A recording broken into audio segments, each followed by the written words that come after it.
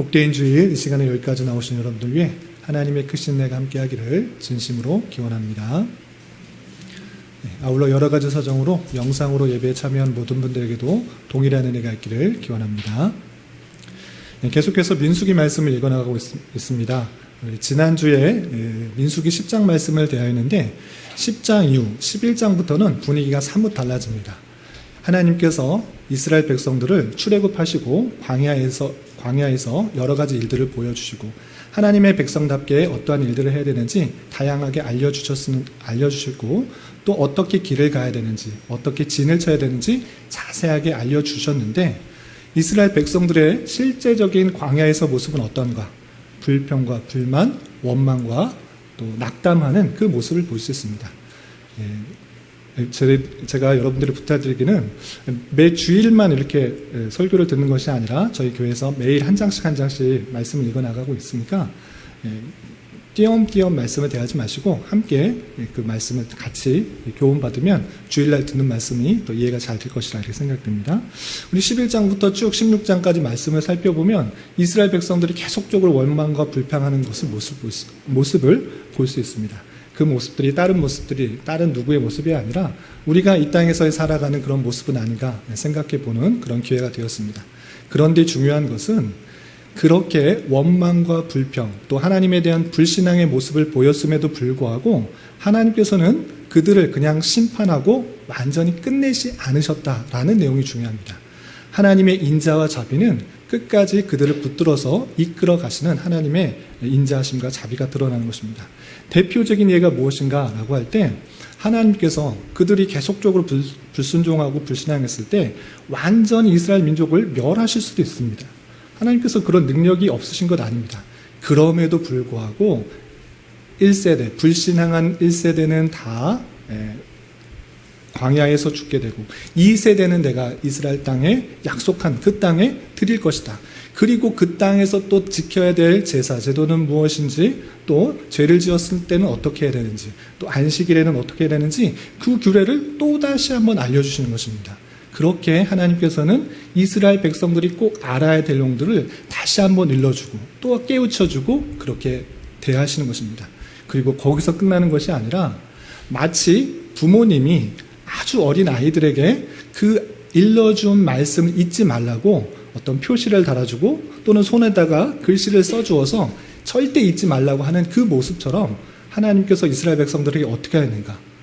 옷단 귀에 술을 달아놓고 이 술을 볼 때마다 하나님의 말씀, 그 모든 말씀대로 살아가야 된다라는 것들을 절대 잊지 않도록 옷단 귀에 술을 달아서 그것을 지키고 행하는 것이 너희들이 살기라는 것을 아주 자상하게 또 어머니의 그 사랑스러운 마음처럼 그 이스라엘 백성들에게 알려주는 모습을 볼 수 있습니다. 이렇게 이스라엘 백성들이 광야에서 여러 가지 불순종한 모습이 있음에도 불구하고 하나님께서는 그 백성들을 심판하고 완전히 끝내버리시는 것이 아니라 인자와 자비로서 계속적으로 말씀해 주시고 이끌어 가시는 하나님의 놀라운 사랑과 은혜들을 우리는 계속적으로 발견할 수 있어야 될 것입니다. 그리고 오늘 말씀의 본문의 배경이 되는 고라 자손들이 하나님께서 세워주신 모세와 아론에 대해서 반기를 들고 반역을 하고 왜 모세와 아론만이 대제사장이 되고 왕 같은 역할을 해야 되느냐?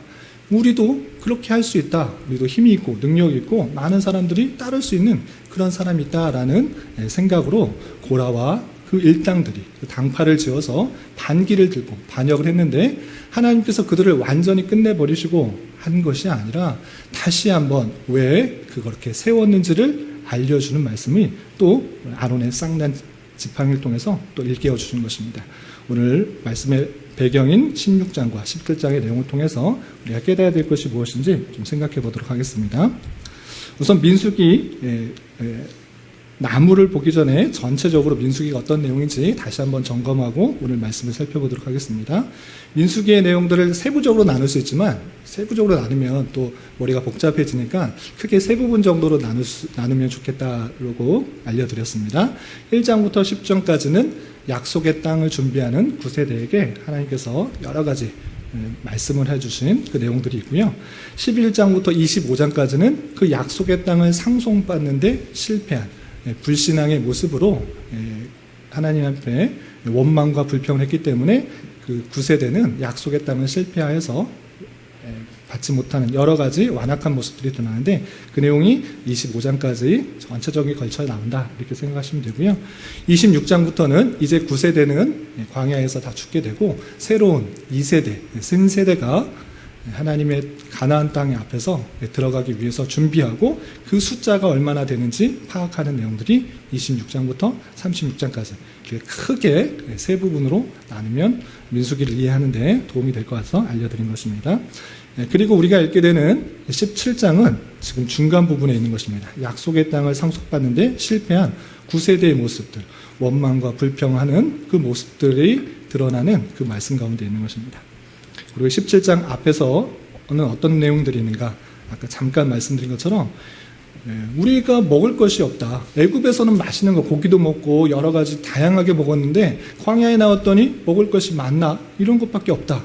이러면서 불평하는 사람도 있었고 또 모세와 아론에 대해서 불평하는 사람도 있었고 그리고 하나님께서 약속하신 그 땅 정말 좋은 땅인데 젖과 흐르는 좋은 땅인데 실제로 거기 사는 사람들이 키가 크고 또 성이 견고하기 때문에 우리가 어떻게 거기를 쳐들어가서 이길 수 있느냐, 전쟁에서 질 것이다 라고 불신앙적인 태도를 보이는 그런 사람들이 계속적으로 나오는 것입니다. 그래서 하나님께서 그런 사람들을 계속적으로 심판하시되 완전히 멸하지 않으시는 그 인자와 자비를 계속적으로 보여주고 있는 것입니다.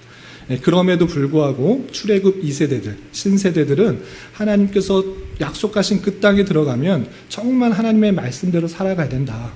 그리고 제사 제도들을 잊지 않도록, 그 제사 제도가 의미하는 것들이 잊지 않도록 그 계명들을 온전히 지키도록 하고 그 계명들이 잊지 않도록 옷단 귀에 술을 달면서 지나다닐 때, 움직일 때마다 술이 걸리적거리고 술이 보이기 때문에 이 술을 보면서 내가 말씀대로 살아야 되겠구나라는 것들을 생각하도록 하나님께서 친히 옷단 귀에 술을 달아서 지내도록 하는 그 규례까지도 살펴볼 수가 있는 것입니다. 그리고 우리 어제 말씀 읽기 본문이었던 16장이 아주 중요한 오늘 본문의 배경이 되는 것인데 고라와 또 250명의 당과 또 지휘관들이 함께 힘을 모아서 어떤 일을 벌였느냐? 왜 모세와 아론만 우리의 지도자가 되어야 되냐? 그 사람들 따라갔는데 우리는 가나안 땅에 들어가지도 못하고 왜 저 사람이 대제사장의 역할을 해서 많은 사람들이 그 사람들 앞에 도움을 줘야 되느냐? 내가 대제사장 하고 싶다. 아니, 내가 모세의 역할처럼 왕의 역할을 충분히 할 수 있다. 저 사람은 우리를 인도하여서 가나안 땅에 들어가지 못한 실패한 지도자다. 그 사람 말 듣지 말고 내가 더 높은 자리에 올라가서 이 백성들을 다스리겠다라는 그런 반역을 하는 모습이 나옵니다. 이렇게 반역했을 때 하나님께서는 그들을 심판하셨는데 어떻게 심판하셨는가? 고라 자손에 속한 자들의 그 땅이 갈라져서 거기에 속했던 그 사람들이 빠져서 죽게 되었고 또 고라와 함께 반기를 들었던 250명의 향에서 불이 나서 그 사람을 다 살라 죽였습니다. 그것을 끝난 것이 아니라 그것을 반역을 따랐던 백성들에게 연병이 돌아서 14,700명이나 죽게 되었던 것입니다. 이렇게 심판의 내용들이 계속적으로 나올 때 우리가 자칫 잘못하면 하나님은 진노의 하나님이다. 심판의 하나님이다. 공포의 하나님이다. 무자비한 하나님이다. 이렇게 생각할 수 있는데 그런 것이 아니라 그 잘못에 대해서 벌하고 심판하시는 것을 통해서 올바른 길로 계속적으로 나아가게 하기 위한 하나님의 사랑과 인자와 자비, 정말 사랑하는 자에게 매를 들어서 올바른 길로 가게 하시는 하나님의 놀라운 은혜를 늘 잊지 말고 생각해야 된다 말씀드렸습니다. 이렇게 고라와 그 일당들이, 당파들이 모세와 아론을 반역했을 때 심판하신 것에 그쳤다 그러면 하나님께서 진노의 하나님이시지만 친절하게 17장에서 왜 아론이 그들의 대표를 해야 되는지 그것을 설명하고 있는 것입니다. 그리고 그 의미를 밝히면서 모든 사람들이 다 깨닫고 알아갈 수 있도록 기적적인 표징으로서 영적 질서를 확고히 해 주는 부분이 17장이다. 이렇게 생각하시고 오늘 말씀을 읽어가시면 되겠습니다. 그럼 다시 본문으로 들어와서 하나님께서 심판하신 이후에, 반역사건 이후 그들을 심판하신 이후에 어떤 명령을 내렸었는가? 1절부터 4절까지 하나님의 명령과 지시가 있는데 우선 1절, 2절만 먼저 한번 읽어보겠습니다. 함께 봉독합니다. 시작. 여호와께서 모세에게 말씀하여 이르시되 너는 이스라엘 자손에게 말하여 그들 중에서 각 조상의 가문을 따라 지팡이 하나씩을 취하되 곧 그들의 조상의 가문대로 그 모든 지간에게서 지팡이 12를 취하고 그 사람들의 이름을 각각 지팡이에 쓰되. 하나님께서 심판하시고 끝나신 것이 아니라 이렇게 증명하시고 깨닫게 하여 주시기 위해서 명령을 하신 것입니다. 어떤 명령을 내렸는가?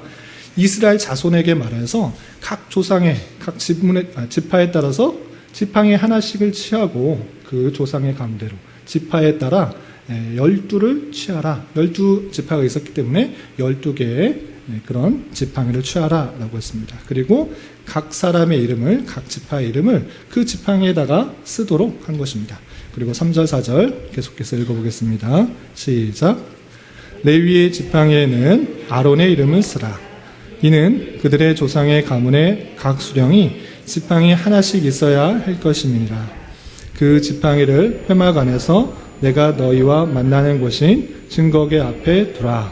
12지파 중에 레위 지파에는 레위라고 쓰는 것이 아니라 레위 대신 아론을 쓰도록 했습니다. 레위 지파의 대표가 되는 사람이 아론이기 때문에 아론 것을 또 하나 만들지 말고 아론의 이름을 써서 그 지팡이를 만들고 증거궤, 하나님의 언약궤 앞에 두도록 했던 것입니다. 이 말씀을 한 이유가 무엇인가? 5절에 이렇게 또 설명하고 있습니다. 5절 함께 봉독합니다. 시작.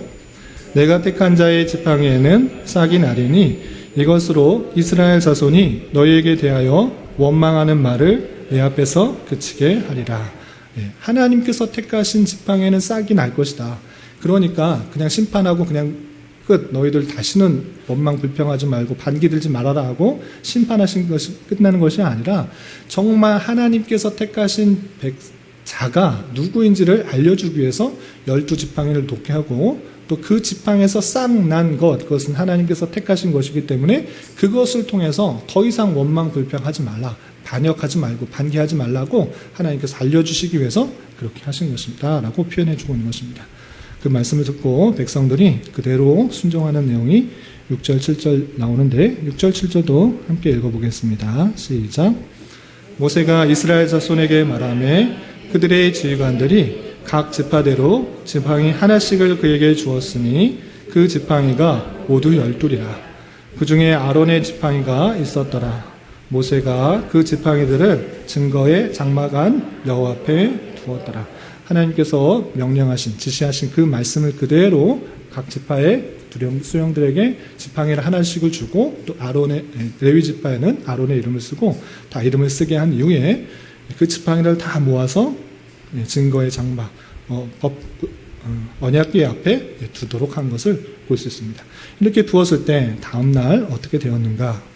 8절 같이 한번 읽어보겠습니다. 시작. 이튿날 증거의 장막에 들어가 본즉 레위 집을 위하여 낸 아론의 지팡이에 음이 돋고 순이 나고 꽃이 피어서 살구 열매가 열렸더라.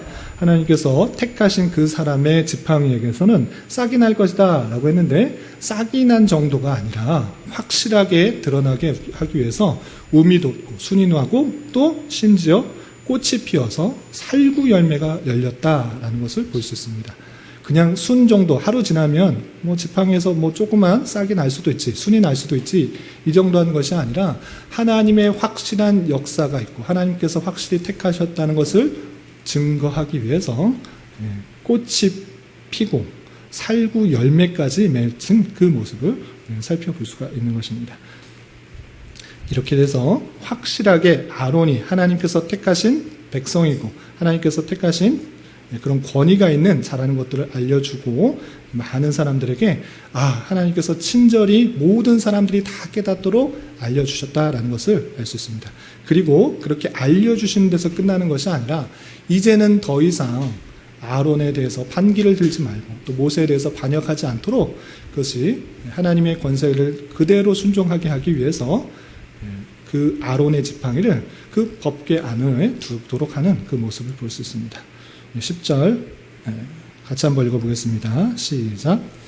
여호와께서 또 모세에게 이르시되 아론의 지팡이는 증거궤 앞으로 도로 가져다가 거기 간직하여 반역한 자에 대한 표징이 되게 하여 그들로 내게 대한 원망을 그치고 죽지 않게 할지니라.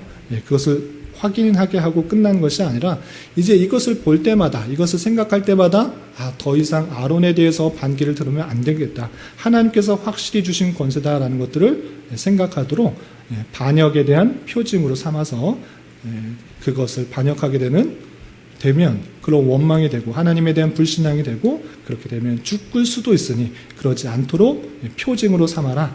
이렇게 해서 증거궤 앞으로 다시 가져다 두도록 했던 것입니다. 그 모습을 보고 자신들의 잘못을 깊게 깨달은 것입니다. 우리가 하나님의 뜻을 알지 못하고 하나님의 주신 권세를 알지 못하고 자신이 죽을까 하여 또 고란에 속했던 사람들과 같이 죽을까 하여서 그렇게 탄식하는 모습이 12절과 13절 마지막으로 이어지게 됩니다. 12절 13절 마지막으로 함께 봉독합니다. 시작. 이스라엘 자손이 모세에게 말하여 이르되 보소서 우리는 죽게 되었나이다. 망하게 되었나이다. 다 망하게 되었나이다. 가까이 나아가는 자 곧 여호와의 성막에 가까이 나아가는 자마다 다 죽사오니 우리가 다 망하여야 하리이까. 자신의 잘못들을 깊게 깨달은 것입니다. 하나님께서 주신 권세들을 잘 알지 못하고 그를 반역에 동참했던 그 모습들, 그리고 우리가 죄가 있는 상태에서 하나님과 가까이 하게 되면 하나님의 영광이 드러나게 되면 자신이 죽게 됐다라는 것들을 깨달으며 탄식하며 자신의 죄들을 뉘우치는 그 모습을 볼 수 있습니다. 여기까지가 17장의 내용, 좀 짧은 내용인데 이것을 통해 생각해야 될 것이 무엇인지 세 가지로 정리하면서 교훈을 받았으면 좋겠습니다. 첫 번째, 왜 아론에게 권위를 주셨는가를 생각해 봤으면 좋겠습니다. 아론, 다른 사람도 아니고 아론을 주셨는가라고 했을 때 아론은 하나님께서 택하셔서 아론이 스스로 대제사장이 되겠다 이렇게 말한 적 전혀 없습니다. 하나님께서 레위 지파 사람 중에 특별히 모세의 형이었던 아론을 택하여서 그의 자손들을 통해서 계속적으로 제사장의 역할들을 감당했고 그리고 아론은 죽기 전까지 대제사장의 역할을 했던 것입니다. 그럼 대제사장이 무슨 일을 했는가 그것을 아는 것이 중요한데 대제사장은 제사의 모든 것들을 관리 감독하고 총책임을 지는 사람이었습니다. 그런데 거기서 끝나지 않고 정말 중요한 것은 무엇이냐, 대제사장은 아주 중요한 역할을 했는데 이스라엘의 온 백성들을 사죄하는 그 역할을 했던 것입니다.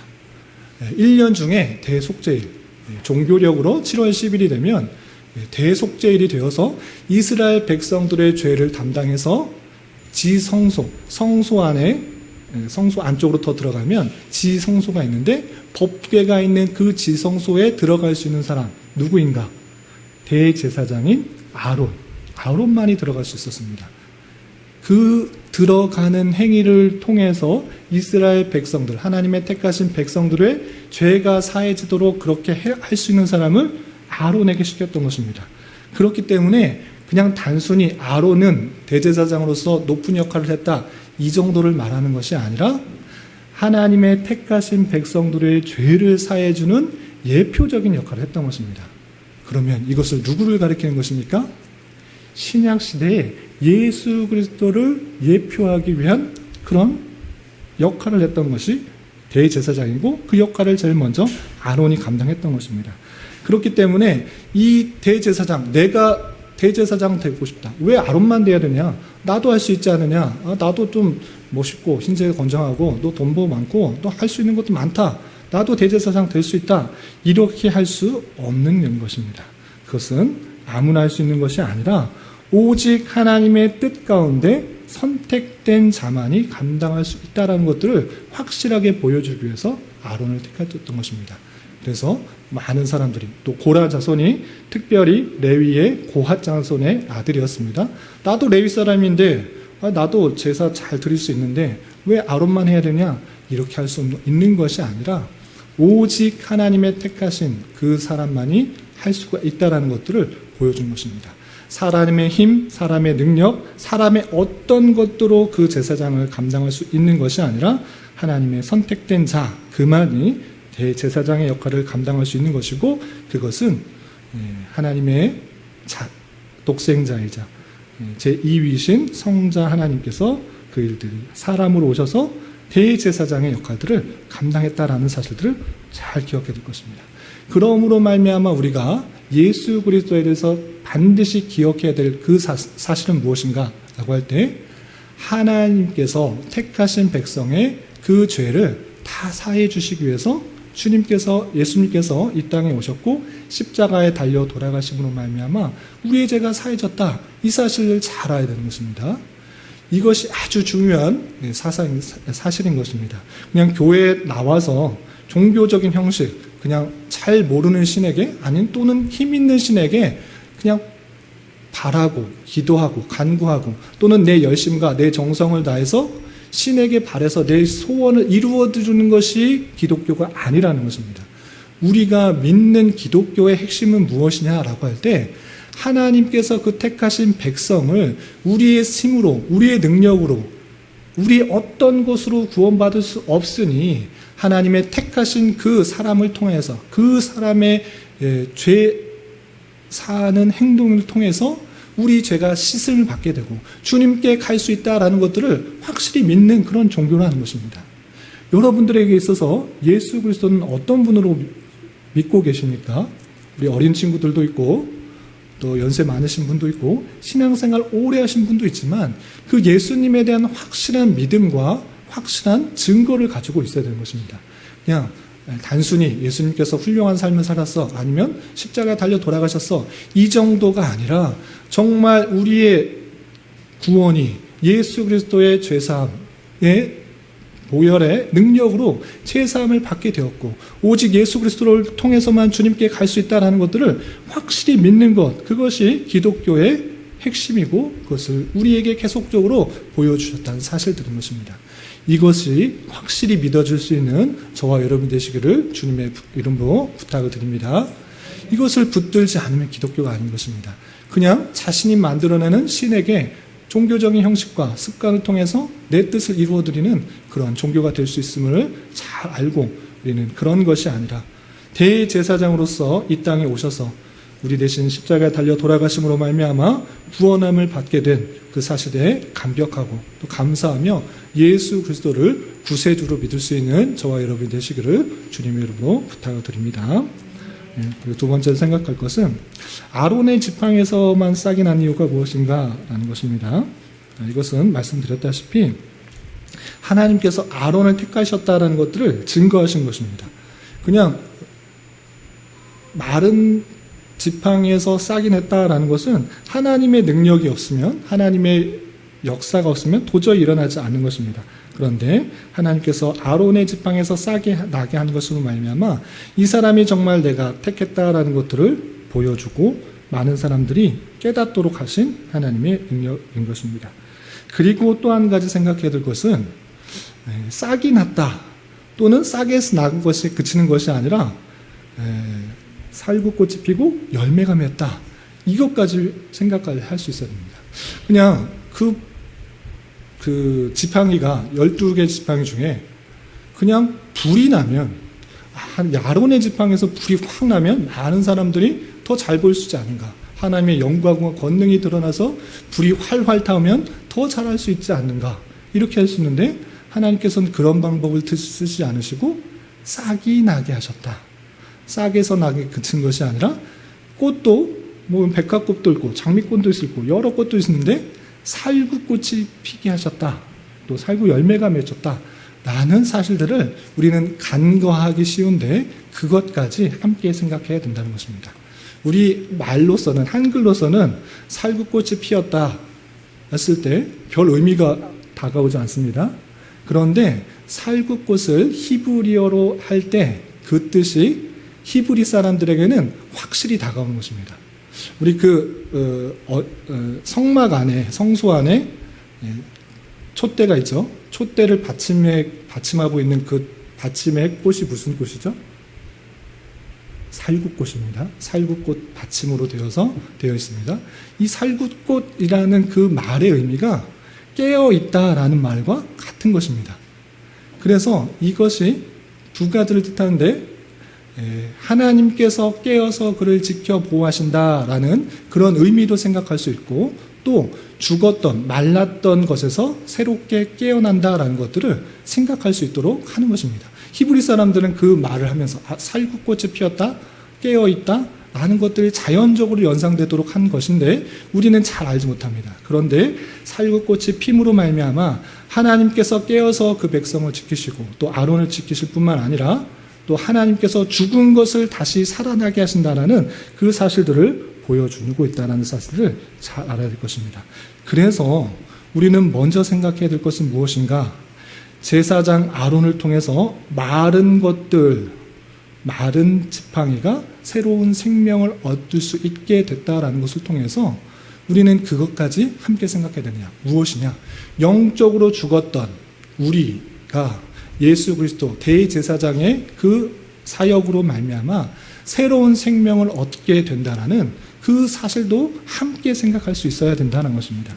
그래서 그 살구꽃이 새롭게 태어난 것을 통해서 이제 죽었던 그런 하나님과의 관계가 끊어졌던 그 모습 속에서 대제사장의 그 모습을 통해서 우리가 새로운 생명을 얻게 되었다는 것들을 늘 잊지 않고 기억해야 된다는 것입니다.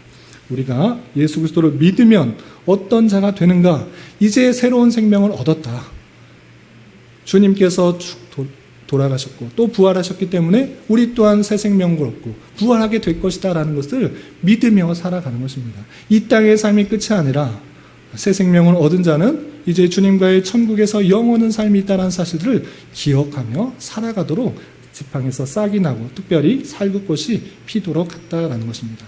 그리고 또 한 가지 기억할 것은 하나님께서 그 아론을 택하시고 살구꽃이 피게 하심으로 말미암아 그의 권위를 높여주시고 그의 책임을 잘 감당할 수 있도록 사명을 잘 감당하시도록 하셨다라는 것입니다. 그러므로 말미암아 하나님께서 택하신 자 또 하나님께서 사명을 주신 자에게는 친히 하나님께서 함께하여 주셔서 역사하신다. 그 사실들을 잊지 말아야 될 것입니다. 하나님께서 아론을 택하셨는데 아론 네가 알아서 해라. 알아서 내가 알려줬으니까 너 그거 그대로 하나 못하나 나 지켜보고만 있을 테니까 너 알아서 해라. 이렇게 하시지 않으신다는 것입니다. 하나님께서 그렇게 어려움을 당할 때, 곤란을 당할 때, 반역의 일들을 당할 때 그냥 두신 것이 아니라 그를 다시 한번 세워주시고 또 아론의 지팡이에서 싹이 나게 함으로 말미암아 많은 사람들로부터 존경을 받고 또 권위를 인정받을 수 있도록 역사해 주신다는 사실들을 잊지 말아야 될 것입니다. 하나님의 택하신 그 백성들이 또 애매하게 수욕을 당할 때 하나님께서는 그를 택하여 주시고 변호해 주시고 용기를 주셔서 하나님의 일들을 해 나가신다라는 것입니다. 하나님께서 그렇게 하시는 이유가 무엇인가? 하나님의 자신의 일을 이루시기 위함이다라는 것입니다.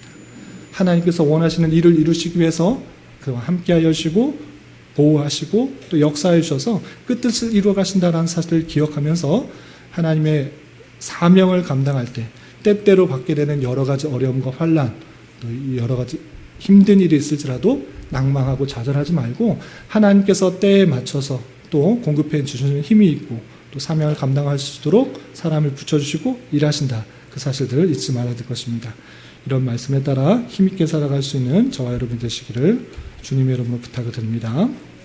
마지막으로 한 가지 더 생각할 것은 아론의 지팡이를 이제 보였으니까 아론 하나님께서 택하신 자고 이 사람을 통해서 새 생명이 날 것을 많이 보여주고 그 지팡이를 그냥 버리지 않았다는 것입니다. 많은 사람들이 봤으니까 버리면 되지 않는가, 다 깨달았으니까 버리면 되지 않는가, 이렇게 하지 않고 어디에 보관하도록 했습니까? 증거계 앞에 보관하도록 했습니다. 그 이유가 무엇인가 라고 할 때 무엇이라고 표현되고 있습니까? 반역하는 자들의 표징이 되기 위해서 한 것입니다. 더 이상 반역하지 못하도록. 아론의 쌍난 지팡이 보지 않았느냐? 하나님께서 세우신 자, 하나님께서 지켜 보호하시고 인도하시는 그런 자이기 때문에 더 이상 왈가하고 하지 말고 그렇게 반역하게 될 때는 선조들이 죽임을 당했으니 더 이상 반역하지 않도록 하는 그 일들을 하기 위해서 했던 것입니다. 아론의 쌍난 지팡이 사건을 영구 보존하게 하여 장래 이스라엘 백성들의 죄를 막도록 하신 것입니다. 곧 후대에도 아론의 쌍난 지팡이를 생각할 때마다 하나님께서 세우신 권위를 거슬지 않도록 계속적으로 그것을 지켜 보호했다라는 사실들을 우리는 유념해 두어야 될 것입니다. 마찬가지로 성경에서 여러 가지 사건들을 보면서 우리는 생각해야 됩니다. 똑같이 해야 되는 것인가? 똑같이 하지 말아야 될 것인가? 그것을 계속적으로 기억하도록 했음에도 불구하고 우리는 그냥 성경은 성경 말씀대로 또는 성경의 지식의대로 과거에 그 사람들은 그랬더더라 라고 알고 실제 삶은 전혀 그렇게 살아가지 않고 있는 그 모습은 아닌지 되돌아봐야 될 것입니다. 성경에 나타나는 수많은 죄악들, 과오들 아주 가득합니다. 성경에는 인물전이 아니라 위인전이 아니라 인물을 드러내는 것이 아니라 사람이 얼마나 무식하고 또 과오가 많고 잘못들이 많고 실패하는지를 보여주는 그런 책들인 것입니다. 그 모습을 통해서 내가 그렇게 따라하는 것이 아니라 그렇게 하지 않도록 우리 내 삶을 단속하는 그런 역할도 해야 되는 것입니다. 이스라엘 백성들이 아론의 쌍난 지팡이를 생각할 때마다 반역하면 안 되지. 선조들이 반역하다가 큰 어려움을 당하고 심판을 당했기 때문에 그렇게 살면 되지 않나야지라고 그렇게 하도록 했기 때문에 우리는 하나님의 말씀을 대하면서 우리 또한 그런 삶을 살아가지 않도록 내 삶을 철저하게 단속하고 또 그 말씀대로 살아가는 그런 노력들이 있어야 되는 것입니다.